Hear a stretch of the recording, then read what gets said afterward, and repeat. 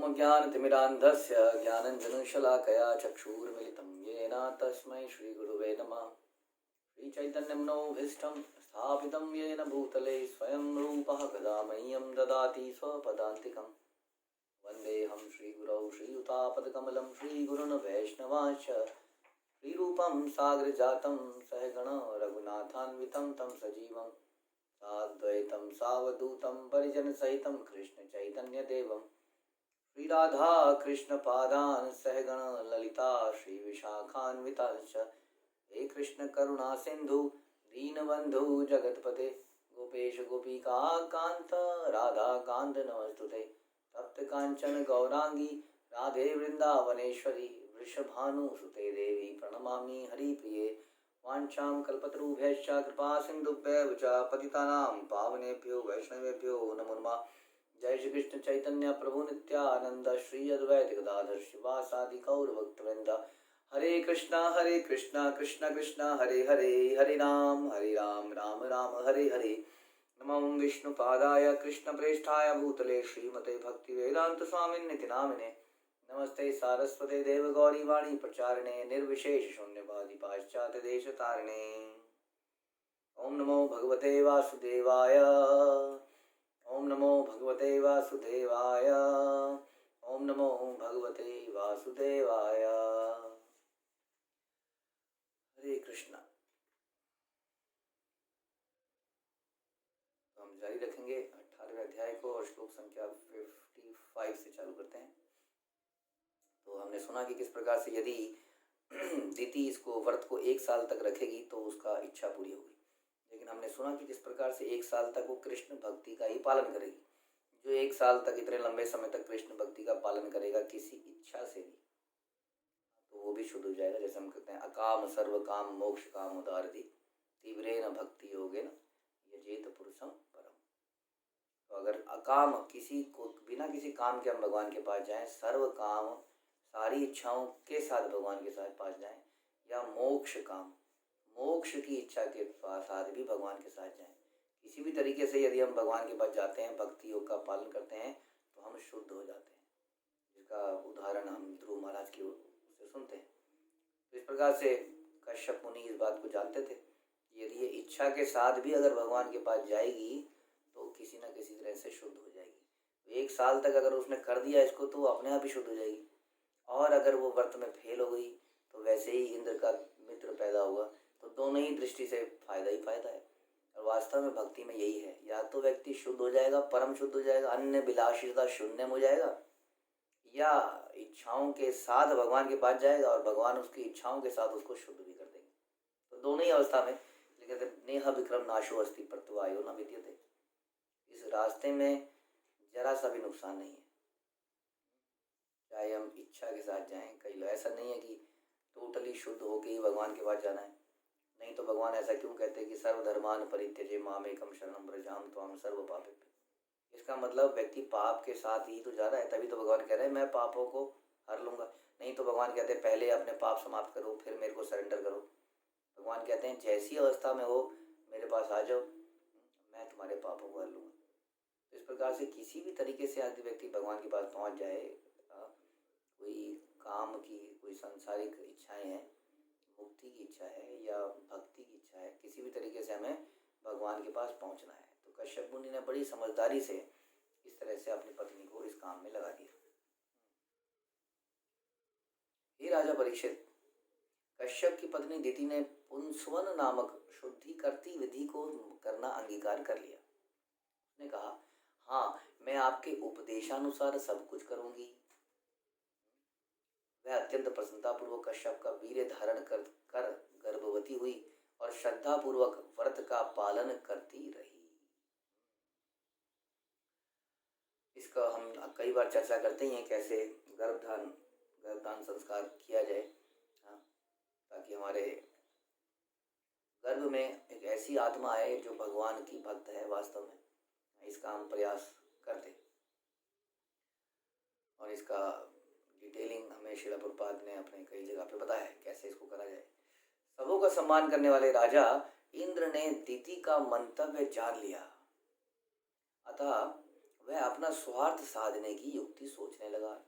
अब इंद्र को समझ में आ गया कि मेरा जो है मुझे मारने वाला व्यक्ति उसकी कोख में है और वो उसके लिए पूरी तैयारी कर रही है और कुछ ही महीनों बाद मुझे मारने वाला व्यक्ति पैदा हो जाएगा। ये सुन के घबरा गया इंद्र। देहात्म बुद्धि से हम ऐसा घबरा जाते हैं, इसलिए कहते हैं कि खाली देवता बनने से काम नहीं चलता। इसलिए हम अक्सर डिस्कस करते हैं कि देवताओं की भक्ति मिश्रित भक्ति है, इतना ज़्यादा उनसे इन्फ्लुएंस होने की ज़रूरत नहीं है। हम लोग देवताओं से इतना इन्फ्लुएंस हो जाते हैं क्योंकि कहीं ना कहीं हमें भय होता है जीवन का, लेकिन हम सुनते हैं देवताओं से बढ़कर हम देखते हैं इस संसार में मनुष्य के रूप में कई ऐसे भक्त हुए जो देवताओं से भी बढ़कर हुए। तो इस प्रकार से यहाँ पर हम देखते हैं कि अपनी जान की, पद की, पोजीशन की खतरा, जबकि हम देखते हैं, आप कहेंगे हर व्यक्ति को जान का खतरा तो होता ही है। अगर हर व्यक्ति को जान का खतरा होता ही है तो हरिदास ठाकुर के बारे में क्या कहना है, जिनको पर सामने सामने मारा जा रहा था, जान से ही मारा जा रहा था। अगर ऐसा ही है तो फिर जीसस क्राइस्ट का भी क्या कहना, जो उनको सूली पे चढ़ा दिया गया। यानी अनेक ऐसे एग्जाम्पल हैं जिसमें व्यक्ति ने अपनी जान की परवाह नहीं करी और फिर भी उसने भगवान का नाम लिया, प्रचार किया। वृत्तासुर का एग्जाम्पल हम सुनते हैं। वृत्तासुर इसी इंद्र के साथ ही लड़ाई में वृत्तासुर जो है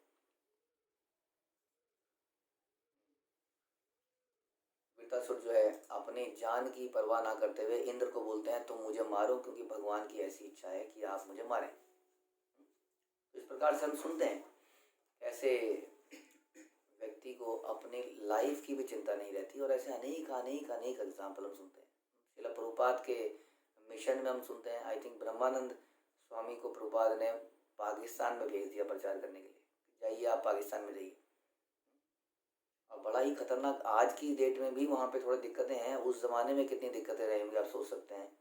70s में वहाँ तो तब तो लड़ाइयाँ वड़ाइयाँ ही होती रहती थी उस वक्त उन्हें पाकिस्तान भेजा गया प्रचार करने के लिए और वैसा ही हुआ जैसा सोचा था। वहाँ जाके किसी ने उनके सर पे बंदूक तान दी उनको मारने के लिए और मर ही जाते, किसी तरह से वहाँ से बच के आए।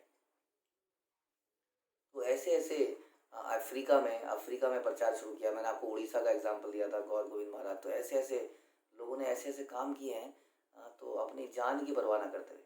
इसलिए हम कहते हैं कि ऐसे वैष्णव आचार्यों को हमें अपनी लाइफ में प्रेफरेंस देनी चाहिए। जो इंद्र हैं ये भी सम्मानीय व्यक्ति हैं, लेकिन जहाँ तक इनको फॉलो करने का सवाल है, ये फॉलोवरशिप वाले व्यक्ति नहीं है, ये सम्माननीय व्यक्ति हैं। जैसे हम कहते हैं रिस्पेक्ट ऑल। वैष्णवों में भी कई वैष्णव ऐसे होते हैं जो मिश्रित होते हैं, जैसे हम सुन रहे हैं देवताओं के बारे में। सारे देवता नहीं, लेकिन कई वैष्णव मिश्रित भी होते हैं।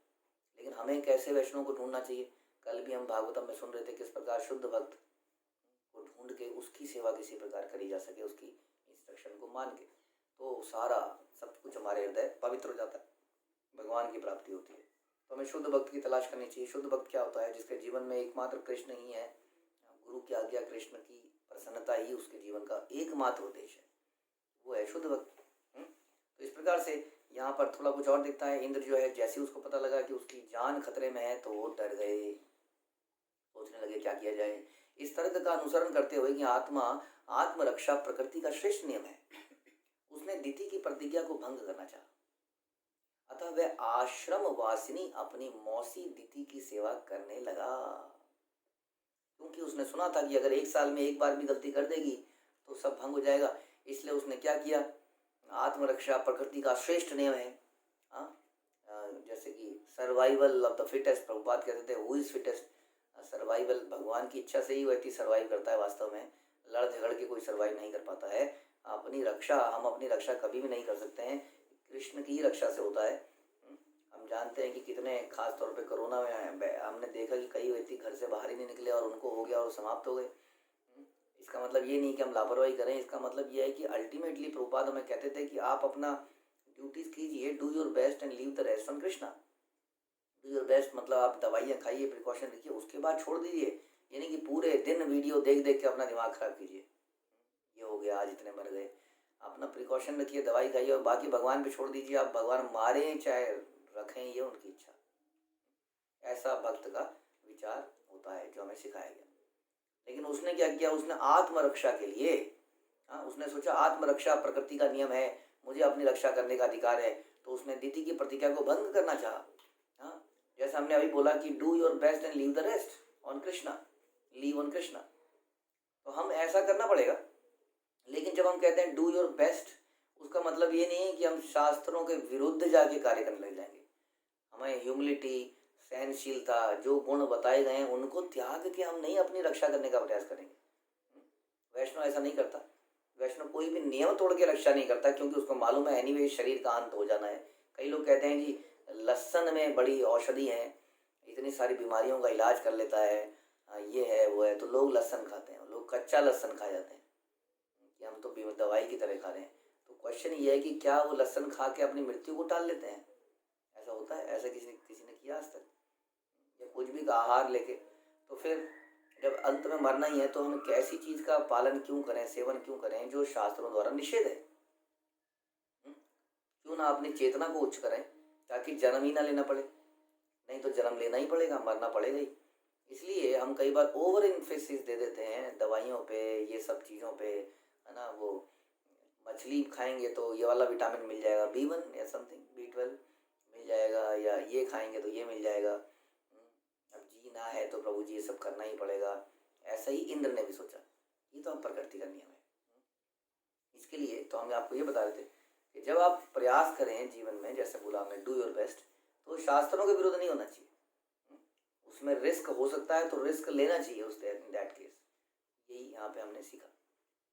तो उसने दिति की प्रतिज्ञा को भंग करना चाहा था। वह आश्रम वासिनी अपनी मौसी दिति की सेवा करने लगा। सेवा करने के भी कई कारण हो सकते हैं, जैसे यहाँ पे देख रहा है, हम करते हैं अन्य विलासिता शून्यम ज्ञान कर्मादि अनावृतम, और कोई इच्छा नहीं। हम किस लिए सेवा करते हैं? अब भगवान को, गुरु को, वैष्णव को प्रसन्न करने के लिए हम सेवा करते हैं, अपने फायदे के लिए हम सेवा नहीं करते। कई बार हम देखेंगे कि किसी व्यक्ति ने अचानक से हमारी मदद कर दी तो हमें लगने लगता है ये वाला वैष्णव बड़ा अच्छा वैष्णव है, जो हमारी मदद कर दे। और मदद हम किसको मानते हैं? आपको मैंने बताता ही रहता हूँ। हमारी बीमारी में कोई आ गया, हमारी मदद कर दी, ऐसों में जिसने हमारी मदद कर दी तो वो हमारा परम मित्र बन जाता है, उसके बाद हमारी उससे दोस्ती हो जाती है। तो इस तरह से हम करने लगते हैं क्योंकि हम देहात्म बुद्धि पर हैं।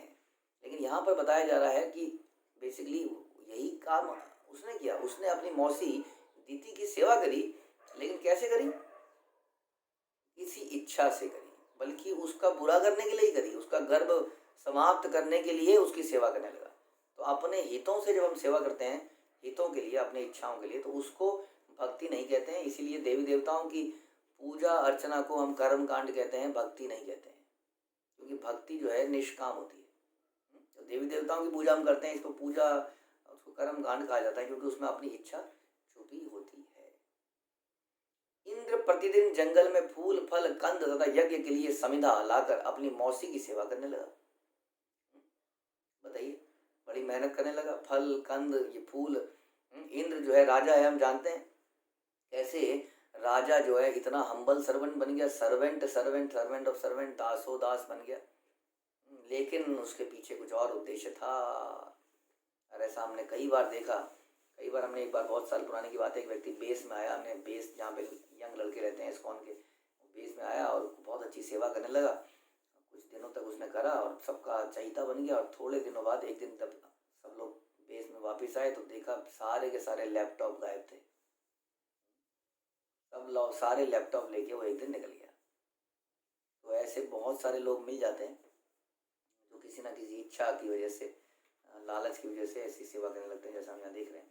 तो हमें अपने अंदर टटोलना है, दूसरे को तो हम नहीं कह सकते कि क्या हम इसीलिए तो सेवा नहीं कर रहे कि हमारा भी कोई इसमें हित हमें लगता है, या हम बिल्कुल निष्काम कर रहे हैं क्योंकि जीवन का पर्पज यही है।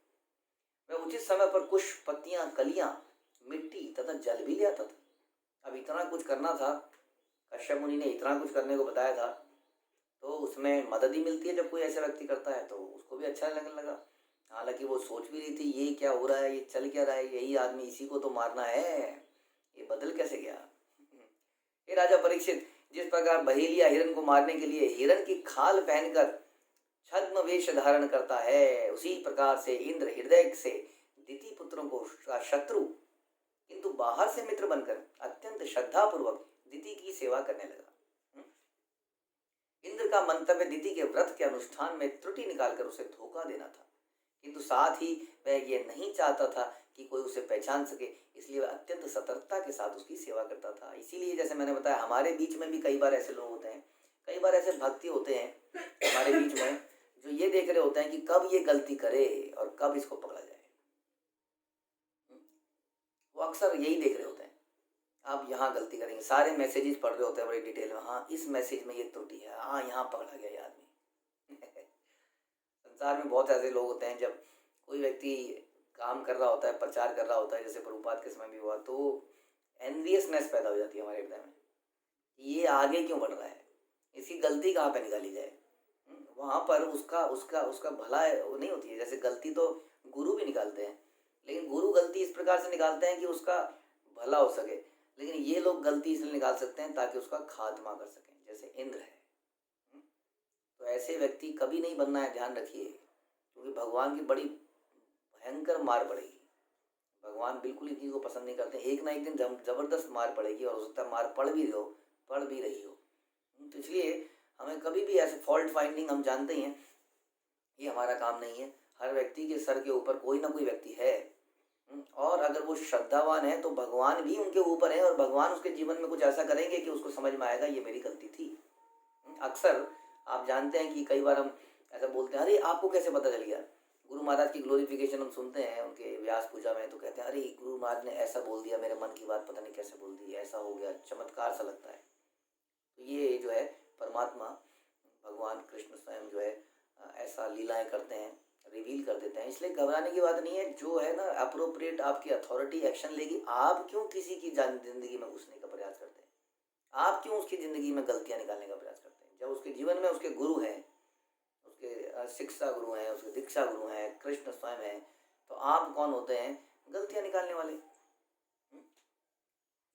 जिन व्यक्तियों को ये कार्य दिया गया है वो इस कार्य को कर लेंगे।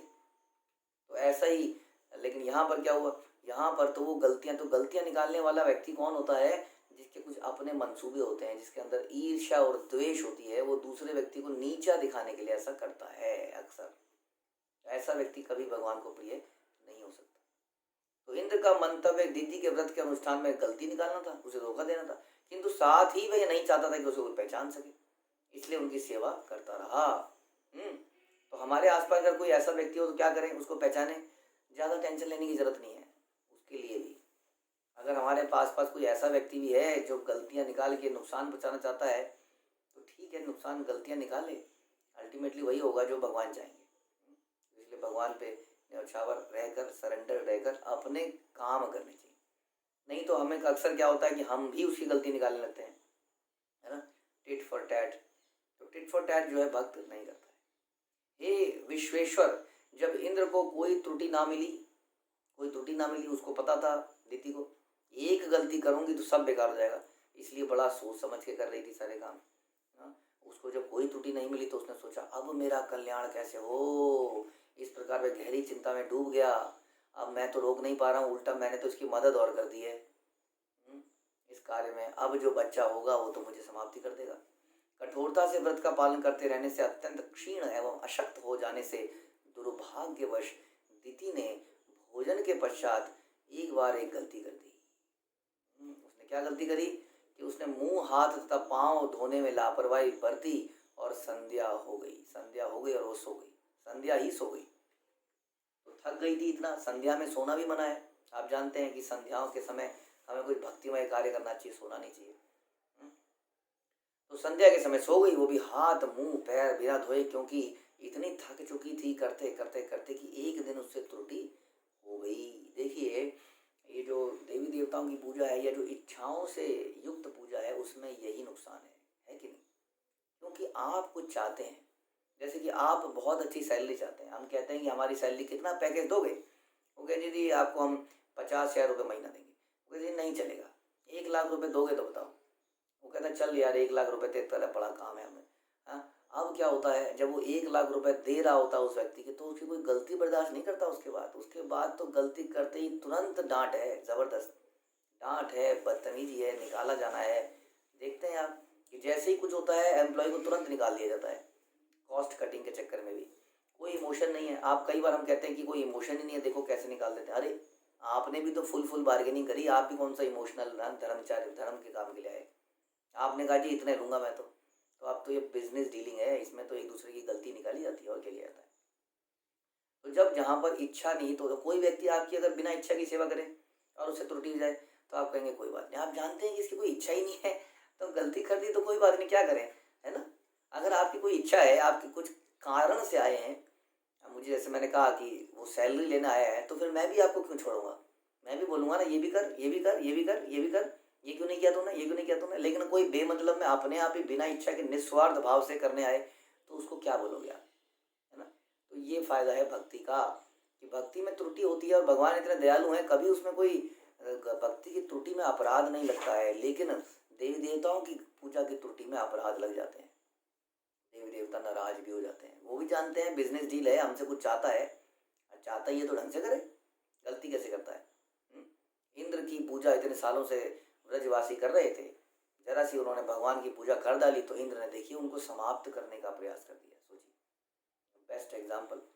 इसलिए भी ये कहा जाता है कि हमें जो पूजा अर्चना है तो देवी देवताओं की अवॉइड करें, दूसरा शुद्ध हृदय से करें, बिना किसी अपनी इच्छा के कि मेरा अच्छा हो, मेरे परिवार का अच्छा हो, ये नौकरियां लग जाएं, स्वास्थ्य अच्छा बना रहे, बीमारियों से छुटकारा मिले। जब ऐसी इच्छा रहेगी तो त्रुटि करने पर भी दंड भी मिलेगा, क्योंकि दोनों तरफ ही बिजनेस डील हो जाती है, सौदा हो जाता है, सौदा, इस हाथ दे और इस हाथ ले। तो यहाँ पर क्या हुआ, यहाँ पर उससे गलती हो गई। अब गलती हो गई तो हो गई, अब तो क्या होना है आपको जानते हैं।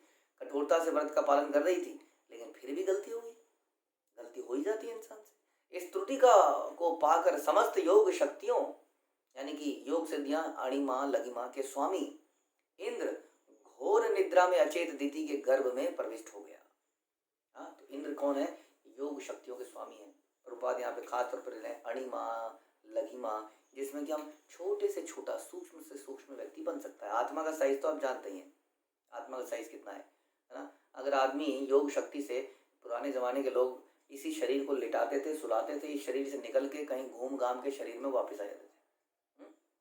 इस तरह की शक्तियां पहले थी। तो इंद्र तो बता रहे हैं कि शक्ति, योग शक्तियां, उसमें बहुत सारी योग शक्तियां हैं, सारे देवताओं का राजा है। तो उसने क्या किया, दिति के गर्भ में प्रविष्ट हो गया। तात्पर्य में प्रभाव बताते हैं कि परम सफल योगी की 8 सिद्धियां प्राप्त होती हैं। इनमें से एक द्वारा, जिसे अणिमा सिद्धि कहते हैं, परमाणु से भी छोटा बनाया सकता है, अणिमा शक्ति से। यह अवस्था, उस अवस्था में वह कहीं भी घुस सकता है, प्रविष्ट कर सकता है। इंद्र इसी शक्ति से गर्भिणी दिति के भीतर प्रविष्ट हो गए। दिति के गर्भ में प्रविष्ट होकर इंद्र ने अपने वज्र से चमकते हुए सोने के समान गर्भ भ्रूण को 7 खंडों में काट डाला। ये देखिए, इंद्र का वज्र कहते हैं, जब इंद्र वज्र मारते हैं तो उसका डिजाइन इस तरीके से है, वो एक बारी में 7 टुकड़े कर देता है सामने वाले के। हाँ, तो एक बार मारा था तो बताते हैं कि एक बार मारने से वो 7 टुकड़े उसके हुए। तो जो वज्र, जो अंदर वो जब गर्भ में गया तो सोने के समान गर्भ था, मतलब गर्भ बड़ा दिव्य गर्भ था, कश्यप मुनि का गर्भ था। और साथ में इतना पुंसवन व्रत का पालन हो रहा था, इतने जबरदस्त भगवान की सेवा हो रही थी गर्भवती होने के समय। तो उन्होंने उस गर्भ को काट डाला, अपना बदला ले लिया। तो तभी जब उन्होंने काटा तो वहां से रोने की आवाज आने लगी, जोर जोर से। हाँ, जो गर्भ थे, जो गर्भ के 7 टुकड़े हुए, वो मरे नहीं। सरप्राइजिंगली इंद्र देखा कि वो मरा नहीं, एक भी टुकड़ा नहीं मरा, बल्कि वो 7 टुकड़ों में बट गया और 7 के 7 टुकड़े जीवित रहे और 7 के 7 टुकड़े रोते रहे, रोए, जोर जोर से रोने लगे। हाँ, और इंद्र ने क्या कहा, मत रो मत रो, और हाँ, रो मत, और कहते कहते दोबारा से वज्र का अटैक किया। और इस तरह से हर खंड के ऊपर, जब दोबारा उन 7 के ऊपर फिर से वज्र चला तो 7 के 7 टुकड़े और हो गए। तो कितने हो गए टोटल, 49। तो 49 टुकड़े हो गए। अब ये 49 टुकड़ों का क्या होता है देखते हैं। तो उससे पहले तात्पर्य, इसलिए विश्वनाथ चक्रवर्ती ठाकुर लिखते हैं कि इंद्र ने अपनी योग शक्ति से पहले एक मरुद के शरीर को 7 भागों में बढ़ा दिया और फिर मूल शरीर के 7 भागों में से प्रत्येक को काट कर कुल 49 भाग कर दिए। जब प्रत्येक शरीर के 7 खंड किए गए तो अन्य आत्माएं इन शरीरों में प्रविष्ट कर गई। जो अभी तक एक गर्भ था, वो गर्भ कितने हो गए, 49 लोग जब इंद्र को मारेंगे तो अब क्या होगा। इस प्रकार वे उन वृक्षों के तुल्य बन गई जिन्हें विभिन्न हिस्सों में काटकर पर्वत के ऊपर लगा दिया जाता है और वे पृथक सत्ता प्राप्त कर लेते हैं। पहला शरीर एक ही था, जब उसे कई खंडों में काटा गया तो अन्य जीवात्मा इन नवीन शरीरों में प्रवेश कर गई। बता रहे हैं कि कई बार हम कलम निकालते हैं ना, कलम जैसे गुलाब की डंडी को काट के कहीं और लगा दिया जाता है। तो कई बार लोग कंफ्यूज जाते हैं कि ये आत्मा कौन सी रही, वो वाली आत्मा रही है, ये वाली आत्मा रही, वो वाली आत्मा इधर आ गई है, क्या हुआ। तो वास्तव में वो नया जीवन पैदा हो जाता है वहाँ पर, है ना। तो नई आत्मा उसमें प्रविष्ट हो जाती है इस प्रकार से, ठीक है। तो यहाँ पर क्या हो गया, 49 आत्मा, एक तो पहली थी, 48 और आत्मा आ गई है, कई खंडों में कट गया। हे राजन, अत्यंत संतप्त होकर हाथ जोड़कर उन्होंने इंद्र से कहा, हे इंद्र, हम तुम्हारे भाई मरुदगण हैं, तुम हमें क्यों मार रहे हो। मरुत, यहाँ जन्म होता है मरुत का। इनका नाम क्या था, मरुत। ऐसा शास्त्र ऐसा बताते हैं आचार्य, इनका नाम मारुत क्यों पड़ा, मरुत क्यों पड़ा। मत रो मत रो मत रो, इंद्र ने बोला था ना, और मारे जा रहा था, मारे जा रहा था, रो मत, तो उनका नाम ही पड़ गया मरुत। तो मरुत गण हैं, हम तुम्हारे भाई मरुत गण हैं, तुम हमें क्यों मार रहे हो। अरे ये कैसा चंबा हो गया। इंद्र ने तो सोचा था कि गर्भ में उनके दुश्मन पैदा होगा, ये उनका मित्र हो गया और वो अपने मित्रों को ही मार रहा है। हाँ, जब इंद्र ने देखा कि वास्तव में ये उनके भक्त अनुयायी हैं, तो उसने कहा, यदि तुम सचमुच मेरे भाई हो तो मुझे डरने की कोई आवश्यकता नहीं है, मैं क्यों तुमसे डर रहा हूँ। तो इस प्रकार हम देखते हैं कि कश्यप मुनि की योजना सफल रही। हालांकि इंद्र बड़े, देखिए कश्यप मुनि ने भगवान का रास्ता अपनाया, इंद्र ने थोड़ा अनएथिकल रास्ता अपनाया। कश्यप मुनि ने कैसे उस नेगेटिव सिचुएशन को भी पॉजिटिव बना लिया, भगवान की भक्ति के द्वारा। इसलिए रिवर्स सिचुएशन में भी, संकट के समय हमें अपना धैर्य नहीं खोना चाहिए, हमें कृष्ण पे भरोसा रहना चाहिए कि वो रक्षा अवश्य करेंगे। हम क्या करते हैं, हम भी अनएथिकल स्टेप्स उठाने लगते हैं। यदि कोई हमारे अगेंस्ट में गलत काम करता है तो हम भी बदले में गलत काम करने लगते हैं। याद कीजिए उस स्टोरी को जो हमने सुनाई थी आपको कि दो हाथी थे, हस्बैंड वाइफ, जो रंगनाथ जी की सेवा करने निकले थे सवेरे सवेरे, नला धुला के उनको सजा के रंगनाथ जी की सेवा में ले जाया जा रहा था। तभी एक सूअर रास्ते में आया। मैं सूअर इस परंपरा का तुम्हें चेतावनी देता हूँ, यदि तुम में कुछ इज्जत है, सम्मान है, तो आओ मुझसे लड़ो। और हम देखते हैं कि वो हाथी चुपचाप साइड में से निकल गया, एज इफ कि सूअर से डर गया हो। और हथनी के पूछे जाने पर उसने क्या बोला कि हम भगवान की दिव्य सेवा में जा रहे हैं, इस मल में लिप्त व्यक्ति के साथ झगड़ेंगे तो इसका मल हमारे ऊपर आएगा, क्या ये उचित होगा, क्या हमारी सारी सेवा बेकार नहीं हो जाएगी। इस प्रकार से हम भी गुरु की आज्ञा पे दिव्य सेवाओं में लगे हुए हैं, लेकिन हम भ्रमित हो जाते हैं किसी के ललकारने पर, क्योंकि हमारे अंदर रजोगुण है, हम रजोगुणी हैं। इसलिए किसी के ललकारने पर हम कहते हैं हम किसी से कम नहीं। हम कहते हैं हम किसी से कम नहीं, तुम शेर तो मैं सवा शेर, तुमने ये कैसे बोल दिया, अब मैं तुम्हें मजा चखाता हूँ या चखाती हूँ। ये पत्नी पति और भाई बहन और हर रिश्ते में कोई जो है एक्चुअली में झुकना नहीं चाहता है। हाथी के अंदर भी इतनी अकल थी, जो भगवान की सेवा में लगा था हाथी, उसके अंदर भी इतनी दिव्य क्वालिटी आ गई थी कि वो भी जानवर होते हुए भी उसको समझ में आ गया कि वो तो भगवान की दिव्य सेवा में लगा है, वो क्यों अपने आप को गंदा करेगा एक सूअर के साथ। लेकिन हमें समझ में नहीं आती है और हम सूअर बनने को तैयार हो जाते हैं, हम खुद ही सूअर बनने को तैयार हो जाते हैं। और अगर कोई हमें ललकार दे तब तो हम सब कुछ बनने को तैयार हो जाते हैं, है ना। अपनी सारी सेवा, अपनी सारी चेतना को गंदा करते हुए हम झगड़ा करने के लिए राजी हो जाते हैं। हम वैसे ही हैं कि हम उस सूअर के साथ में जाके लिपट के कुश्ती करते हैं और उस प्रोसेस में अपने पूरे शरीर में मल लगा लेते हैं, और उसके बाद सेवा कर पाएंगे, नहीं कर पाएंगे। कैसे सेवा करेंगे, क्योंकि हमने अपने आप को काम से, क्रोध से दूषित कर दिया।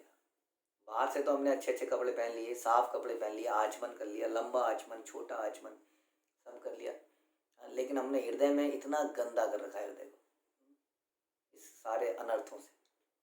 तो याद रखना चाहिए, कभी भी जीवन में जब रिवर्स सिचुएशन आती हैं, जटिल समस्याएं आती हैं, जैसे कि परीक्षित महाराज को श्राप दिया गया, कितना गुस्सा आता है यदि हमें कोई श्राप दे देता है। और ऐसे में जब वो श्राप फलित भी होना हो तो बताइए, तो क्या हो? अभी तो हम जानते हैं कि चलो फलित ही नहीं होगा। अगर हमें पता हो कि ये जो बोलेगा वो हो ही जाएगा, कितना क्रोध आता है। हाँ, दक्ष प्रजापति के केस में हम देखते हैं कितना क्रोध, इधर से भृगु श्राप दे रहे हैं, उधर से नंदी श्राप दे रहे हैं, सब लोग श्राप दे रहे हैं, लेकिन परम वैष्णव शिव जी खिन्न होके वहाँ से चले जाते हैं कि तुम लड़ो आपस में, हाँ, और मैं चलता हूँ। तो ये वैष्णव का कल्चर है। वैष्णव ऐसी सिचुएशन में भी अपना धैर्य नहीं खोता और वो भगवान पे भरोसा करता है और भगवान की दिव्य सेवा में लगा रहता है कि भगवान हर कुछ ठीक करेंगे। तो कश्यप मुनि ने, बड़ी विकट समस्या थी, ऐसी समस्या में भी कृष्ण के ऊपर सब छोड़ दिया था, लेकिन इंद्र ने अपना आपा खो दिया और उसने गलत अनएथिकल काम करने मजबूर हो गए। लेकिन फिर भी देखिए क्या होता है। तो उन्होंने कहा कि तुम मेरे भाई हो, मैं अगर यदि तुम मेरे भाई हो तो मुझे डरने की क्या आवश्यकता है। सुखदेव गोस्वामी ने कहा, हे राजा परीक्षित, आप अश्वत्थामा के ब्रह्मास्त्र से जला दिए गए थे, किंतु श्री कृष्ण आपकी माता के गर्भ में प्रविष्ट हुए तो आप बचे सके थे। इसी प्रकार यद्यपि इंद्र ने एक गर्भ को वज्र द्वारा 49 खंडों में काट दिया, किंतु वे सभी भगवान के अनुग्रह से बच गए। सुखदेव गोस्वामी को उनकी घटना याद दिला रहे हैं कि कैसे, हे सुखदेव गोस्वामी, तुम कैसे बचे थे। जब अश्वत्थामा ने बाण मारा था और तुम्हारी माँ जो है उत्तरा भगवान के पास भागी थी, मेरी, हे कृष्ण मेरी रक्षा कीजिए, तो भगवान गर्भ में प्रविष्ट हो गए और ब्रह्मास्त्र के उसके असर को समाप्त किया। और इसी तरीके से उसी भगवान ने इन मनुष्य को बचाया और वही भगवान हम सबकी रक्षा वास्तव में करते हैं। इसलिए कभी भी, है ना, हमें अपना वैष्णव सदाचार नहीं छोड़ना चाहिए। जैसे प्रहलाद महाराज ने नहीं छोड़ा। हाँ, प्रहलाद महाराज प्रार्थना आराम से जीते इतना कुछ होने के बाद भी, लेकिन हम थोड़े व्यथित हो जाते हैं, थोड़े परेशान हो जाते हैं, हमारे कोई बुराई बोलते हैं, हमें कहीं से सुना दे, अच्छा वो आपके बारे में ऐसा बोल रहा था। और कितने कुछ इतने महान लोग हैं जो किसी से सुनते हैं और फिर किसी को बताते भी हैं। माना किसी ने किसी के साथ बुराई कर दी किसी की, तो वो व्यक्ति भी क्या करता है, उसी व्यक्ति को जाके बताता है, पता है वहाँ पे वो ऐसा बोल रही थी। पहला तो दुष्ट है बुराई करने वाला, और दुष्ट के ऊपर महादुष्ट है उस दूसरे को बताने वाला। उसको अगर बताना ही था तो किसी प्रॉपर अथॉरिटी को बताता, जो कि सभी की अनर्थों को दूर करता है। इस तरह से उसने और एनवियसनेस पैदा कर दिया आपस में। और जो सुनने वाला है वो क्या सोचता है, ये मेरा कितना शुभचिंतक है, इसने मुझे बताया कि उसने मेरी बुराई करी। अरे नहीं, वही तो सबसे बड़ा दुष्ट व्यक्ति था। उसने मल ला के पोत दिया आपके मुंह पे, क्रीम के बदले मल पोते हुए। सोचो, हाँ, उसने आपके मुंह पे मल पोत दिया और हम कह रहे हैं कितना अच्छा शुभचिंतक है। उसने आपके हृदय को मलिन कर दिया है, उसके अंदर द्वेष पैदा कर दिया है। और ऐसा व्यक्ति हमें हमें क्या लगता है, हमें लगता है ये हमारा शुभ चिंतक है, क्योंकि इसने बताया कि मेरी बुराई वो फलाना फलाना मेरी बुराई करता है। तो ये बड़े गहरे सब्जेक्ट हैं, इनको सोचें, क्योंकि हम लोग कितनी भी भक्ति कर लें इन चीज़ों से अपने आप को छुटा नहीं पाते हैं। कहीं ना कहीं इन चीज़ों में लिप्त हो जाते हैं। ये लाइव एग्जाम्पल है इंद्र का यहाँ पर। तो ऐसा हुआ कि वे सभी भगवान के अनुग्रह से बच गए। श्री भगवान की उपासना करने से दिति परम पवित्र हो गई। जब वे शैया से उठी तो उन्होंने इंद्र के सहित अपने 49 पुत्रों को देखा, यानी कि वो 49 पुत्र आ भी गए। अब दे केम आउट। ये सभी पुत्र अग्नि के समान तेजस्वी थे और इंद्र के सखा थे, अतः वह अत्यंत प्रसन्न हुई अपने इन पुत्रों को। देखिए, जब व्यक्ति को भक्ति का आनंद मिलता है तो धीरे धीरे उसका द्वेष समाप्त हो जाता है। इसीलिए द्वेष की अवस्था में, ईर्ष्या की अवस्था में हमें भक्ति करने को बोला जाता है, क्योंकि भागवत बताता है कि हम प्रायश्चित करने से पाप खत्म होते हैं, लेकिन भक्ति करने से पाप करने की इच्छा खत्म होती है। दोनों में बड़ा फर्क है। इसलिए लोग गंगा स्नान करते हैं, आके फिर पाप करते हैं, फिर गंगा स्नान करते हैं। जैसे कि हाथी नहाता है और फिर अपने ऊपर धूल डालता है। लेकिन जब हम भक्ति करते हैं तो ये भक्ति से क्या होता है, हमारे पाप करने की इच्छाएं समाप्त होती हैं। इसलिए कभी नेगेटिव सिचुएशन आए तो भी क्या करिए, शुद्ध भक्ति करने का प्रयास कीजिए। यहाँ दिति टोटली शुद्ध हो चुकी थी और उसने भक्ति का लाभ उन 49 पुत्रों को देखा जो कि अग्नि के समान तेजस्वी थे और इंद्र के सखा थे। दिख रहे थे कि इंद्र के साथ खेल रहे हैं, कूद रहे हैं, मजे कर रहे हैं। और वो ये देख के प्रसन्न हो गई और पुरानी बातें भूल गई। ये भक्ति का लाभ है। जब भक्ति में आनंद होता है तो हम त्याग देते हैं सारी आपसी द्वेषों को। भगवान की पूजा करने से दिति पूर्णतः शुद्ध हो गई। जब वह बिस्तर से उठी तो उसने उनको देखा तो वो बड़ी प्रसन्न हुई।